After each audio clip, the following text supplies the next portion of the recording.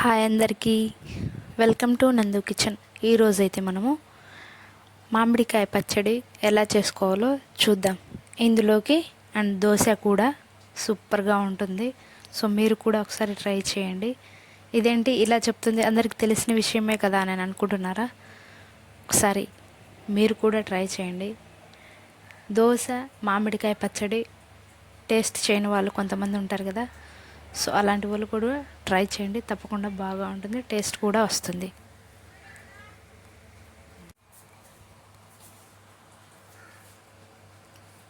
So ఇంకా వీడియోలోకి వెళ్ళిపోదాం. నేనైతే ముందుగా 2 మామిడి పళ్ళని కడిగి నీట్గా తుడుచుకొని పక్కన పెట్టేసుకున్నాను. ఈ విధంగా అయితే తురుము పట్టుకుంటున్నాను, ముక్కలు ముక్కలుగా కట్ చేసి. చూడండి, ఇలా మొత్తం అంతా తురుము పట్టేసాను. తురుము పట్టిన తర్వాత ఇందులోకి ఒక 5 ఎండుమిర్చిని అయితే తీసుకున్నాను. అదేవిధంగా ఒక 12 వరకు చిన్న వెల్లుల్లిపాయలను తీసుకొని ముందుగా గ్యాస్ స్టవ్ వెలిగించుకొని దానిపైన ఒక కడాయి పెట్టేసుకున్నాను. అందులోకి 3 గరిటెల ఆయిల్ని తీసుకుంటున్నాను, అంటే ఒక టీ గ్లాస్ నిండా ఆయిల్ అన్నమాట. సో ఇలా తీసుకున్న తర్వాత నూనె హీట్ అవుతుంది. ఇలా హీట్ అయిన తర్వాత ఇందులోకి ఈ చిన్న వెల్లుల్లిని ఈ విధంగా ఇలా మెత్తగా దంచుకొని కొంచెం లైట్గా వాటిని ఆయిల్లో వేసాను. అవి వేసిన తర్వాత తిరుగువాత గింజల్ని కొన్నిటిని వేసాను. ఇలా ఈ రెండింటిని కొంచెం వేగనిచ్చి, చూడండి, ముందుగా మనము తురుము పట్టుకున్న మామిడికాయ తురుము ఉంది కదండి, దాన్ని ఈ విధంగా హీట్ అయిన తర్వాత ఇందులోకి వేస్తున్నాను. అదేవిధంగా 3 రెమ్మల కరివేపాకును కూడా వేసాను. ఇలా మొత్తం హీట్ అవ్వనిచ్చి బాగా కలుపుకోవాలి. ఈ విధంగా కలుపుకున్న తర్వాత ఇందులోకి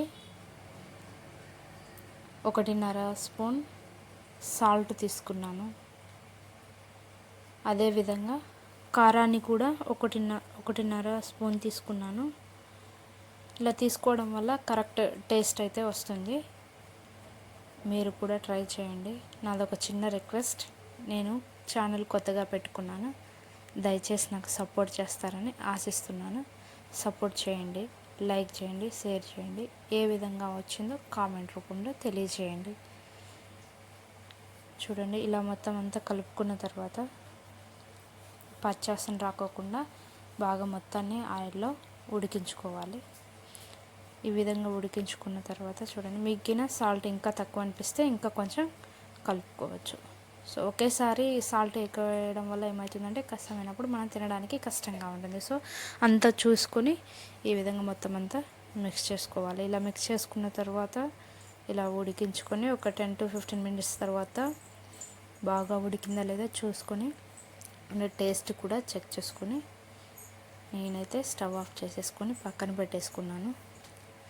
దీని తర్వాత దోశ కోసం నాన్ స్టిక్ని అయితే తీసుకున్నాను. చూడండి, దోశ ఎంత పర్ఫెక్ట్గా వస్తుందో.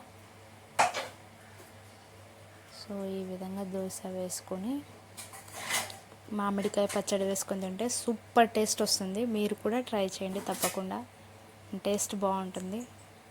చూడండి, దోశ అయితే సూపర్ కలర్ వచ్చింది అండ్ 2 టేస్ట్ కూడా ఉన్నాయి. చాలా బాగా వచ్చింది. మీరు కూడా ట్రై చేయండి తప్పకుండా. And thank you all.